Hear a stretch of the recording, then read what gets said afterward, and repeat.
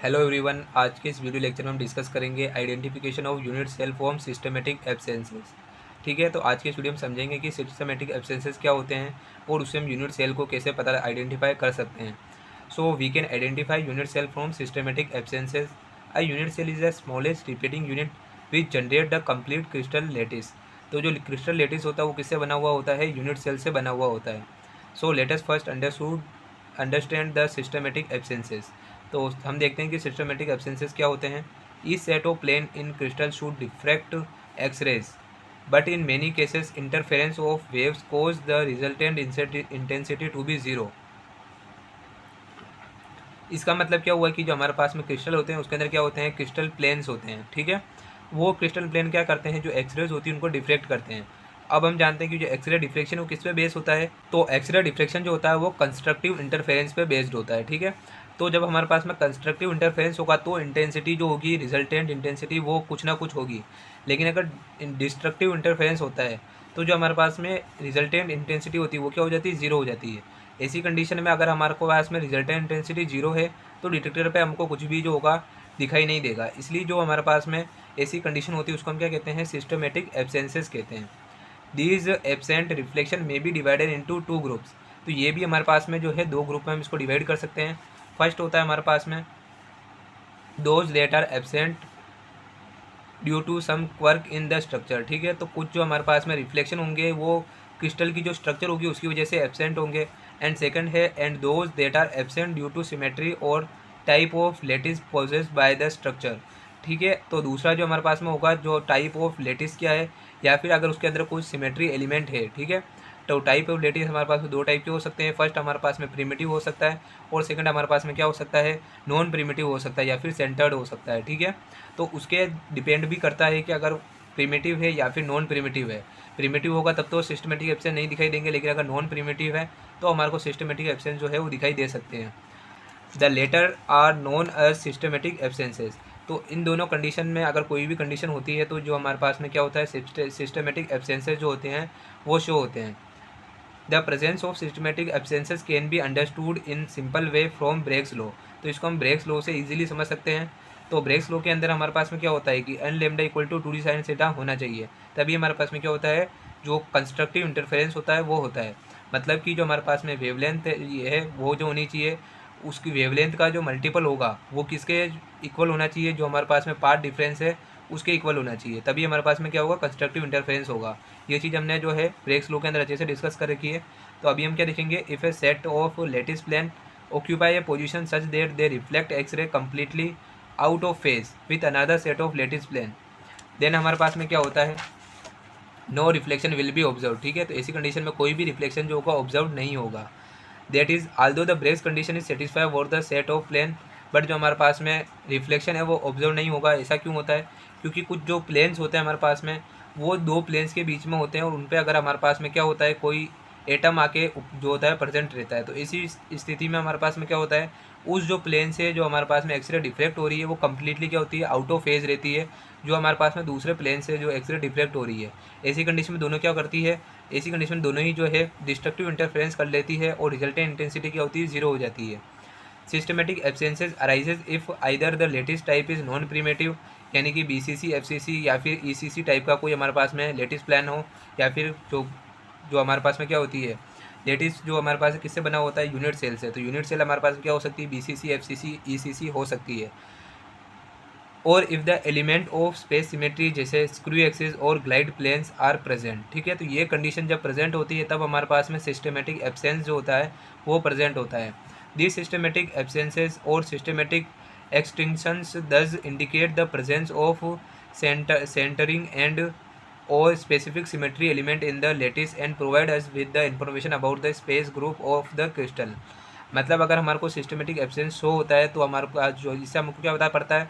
इससे हमको पता चलता है कि उसके अंदर क्या है? सेंटरिंग है, यानी कि वो क्या है? सेंटर्ड जो है वो क्या है? सेंटर्ड यूनिट सेल है। यूनिट सेल हमारे पास में दो टाइप की होती है, एक होती है प्रीमेटिव, एक होती है नॉन प्रीमेटिव। नॉन प्रीमेटिव को ही हम क्या कहते हैं? सेंटर्ड भी कहते हैं। उसके अंदर बीसीसी, एफसीसी और ईसीसी टाइप की जो होती है यूनिट सेल आती है। तो इस ये अगर हमारे पास सिस्टमेटिक एब्सेंसेस हो रहा है तो हमको पता चल जाता है कि वो नॉन प्रीमेटिव तो नहीं है। ठीक है, और दूसरी चीज़ हमारे को पता चलती है कि उसके अंदर स्पेस जो होगा स्पेसिफिक सिमेट्री एलिमेंट प्रेजेंट होंगे।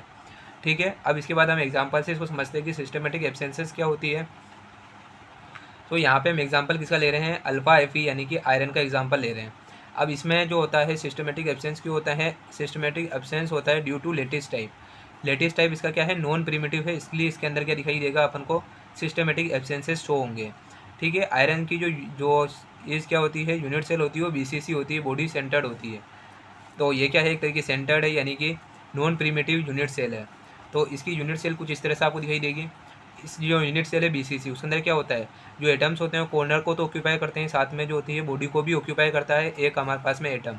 तो ऐसी कंडीशन में क्या होता है, अगर हमारे पास में कोई भी जो दो लेटिस प्लेन होते हैं उनके बीच के अंदर अगर हमारे पास में कोई अगर जो एटम है वो प्रेजेंट है, तो उससे जो रिफ्लेक्शंस होंगे वो कम्प्लीटली आउट ऑफ प्लेन होंगे from those which are in plane. ठीक है। तो जो प्लेन होगा उसके अंदर जो एटम है उससे जो रिफ्लेक्शन होंगे वो जो रिफ्लेक्शन होंगे, और अगर हमारे पास में कोई एटम है वो अगर दो प्लेन के बीच में है तो उससे जो रिफ्लेक्शन होंगे वो क्या होंगे, कम्प्लीटली आउट ऑफ फेज होंगे, जो इस जो प्लेन से रिफ्लेक्शन हो रहे हैं।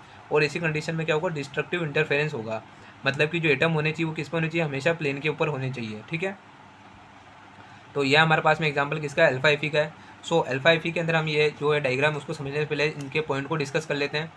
फर्स्ट हमारे पास में क्या है, रिफ्लेक्शन फ्रॉम 110 प्लेन है zero intensity and is systematic absence.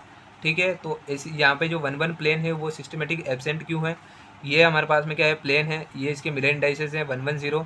तो इसको प्लेन को हम किससे स्पेसिफाई करें, 110 प्लेन कह रहे हैं, और ये प्लेन भी हमारे पास में 110 है। इसके ऊपर एटम प्रेजेंट है और इसके एटम प्रेजेंट है। ठीक है। ये भी क्या करेंगे, एक्सरे को क्या करेंगे, डिफ्लेक्ट करेंगे, लेकिन इसके बीच में जो है एटम प्रेजेंट है। जैसा मैंने आपको बताया, अगर दो प्लेन है इसके बीच में कोई एटम प्रेजेंट है तो जो इससे जो रिफ्लेक्शंस होंगे वो क्या होंगे, कम्प्लीटली आउट ऑफ फेज होंगे जो इस प्लेन पे एटम प्रेजेंट है उससे। तो इस कंडीशन में हमारे पास में डिस्ट्रक्टिव इंटरफेरेंस होगा और इंटेंसिटी जीरो हो जाएगी। ठीक है। अब सेकंड कंडीशन को हम डिस्कस करते हैं। तो सेकंड कंडीशन में क्या है, strong 200 reflection is observed because all atom lie on 200 plane and there are no atom lying between 200 plane to cause destructive interference। तो जैसा मैंने आपको बताया कि सेकंड डायग्राम में आप देखोगे जितने भी एटम है वो कहाँ पे हैं, प्लेन के ऊपर हैं। ये एक प्लेन हो गया 200, ये सेकंड 200 प्लेन है, ये थर्ड 200 प्लेन है। ठीक है। ये इसके मिलन इंडाइसेस हैं। तो यहाँ पे आप देखोगे तो जितने भी एटम है, यहाँ पे जो भी एटम है वो भी प्लेन के ऊपर है, ये एटम भी जो है प्लेन के ऊपर आ गया, और यहाँ पे भी एटम जो है प्लेन के ऊपर है। तो प्लेन के बीच में यहाँ पे कोई एटम नहीं है और यहाँ पे भी कोई एटम नहीं है, तो इसमें डिस्ट्रक्टिव इंटरफेरेंस नहीं होगा और सिस्टमेटिक एब्सेंस यहाँ पे नहीं देखा जाएगा। ठीक है। सो यहाँ पे क्या लिखा है, 110 reflection is observe whereas 111 is systematic absent in alpha Fe। अब हम इससे जो है क्या करेंगे, एक जो है जनरल फॉर्मूला क्रिएट करेंगे ताकि हमारे को पता चल सके कि कौन से रिफ्लेक्शन होते हैं जिससे जो होते हैं वो सिस्टमेटिक एब्सेंस होते हैं, और कौन से जो रिफ्लेक्शन होते हैं वो सिस्टमेटिक एब्सेंस नहीं होते हैं। ठीक है। So for each non primitive latest type there is a simple characteristic formula for systematic absences for BCC reflection for which H plus K plus L is odd are absent such as 100 111 321 etc are systematic absence। यानी कि हमारे पास में अगर H plus K plus L की value odd आ रही है तो वो क्या होंगे, सिस्टमेटिक एब्सेंट होंगे। अब सेकंड चीज़ हम बात करें, द कंडीशन फॉर रिफ्लेक्शन और absent are reported a simple equation in which n indicate any integer. तो एन जो होगा हमारे पास में जो टेबल है इसके अंदर कोई इंटीजर है, तो इस टेबल को जब आप देखोगे फर्स्ट हमारे पास सिमेट्री एलिमेंट है, सेकंड हमारे पास में रिफ्लेक्शंस हैं, और थर्ड जो है सिस्टमेटिक जो एब्सेंस की कंडीशन है। तो फर्स्ट हमारे पास में ए सेंटर्ड जो लेटिस होता है उसके अंदर रिफ्लेक्शन जो है HKL से हम रिप्रेजेंट करते हैं। ठीक है। तो अगर हमारे पास में K प्लस एल या फिर H प्लस एल या फिर H प्लस के, इसकी वैल्यू 2n+1, यहाँ पे n जो है कोई भी इंटीजर हो सकता है 0 से लेकर के 1 2 3 4 5 6, इसकी वैल्यू अगर इसके इन दोनों के इक्वल, जैसे कि हम इधर 1 रखें तो क्या आ जाएगा 2 + 1 = 3। H प्लस के, K plus L, H plus के या फिर L प्लस के, इन सब की वैल्यू अगर इक्वल होती है, यानी कि इन दोनों की जो सम आता है वो इक्वल होता है 3 के, या फिर इन दोनों का या फिर इन दोनों का, तो ये क्या होंगे, सिस्टमेटिक एब्सेंट होंगे। ठीक है। तो ये कंडीशन सेटिस्फाई होती है तभी सिस्टमेटिक एब्सेंसेस हमको शो होते हैं। सेकंड हमारे पास में आता है फेस सेंटर्ड लेटिस। तो इसके लिए भी रिफ्लेक्शन HKL से ऑब्जर्व होते हैं, और HL और KL की अगर वैल्यू हमारे पास में 2n+1 आती है तो वो भी क्या होंगे, एब्सेंट कंडीशन होगी। ठीक है। और बॉडी सेंटर लेटिस के लिए HKL जो हमारे पास में रिफ्लेक्शन होंगे, लेकिन इसके लिए जो कंडीशन है इन तीनों का ही सम H plus K plus L, इनका सम अगर ओड होता है यानी कि 2n+1 होता है तो जो रिफ्लेक्शन होते हैं वो सिस्टमेटिक एब्सेंट होते हैं। आई होप कि आपको समझ में आया होगा कि सिस्टमेटिक एब्सेंसेस क्या होते हैं। अगर आपको वीडियो हेल्पफुल लगा हो तो वीडियो को लाइक करें और हमारे चैनल को सब्सक्राइब करें। Thanks for watching.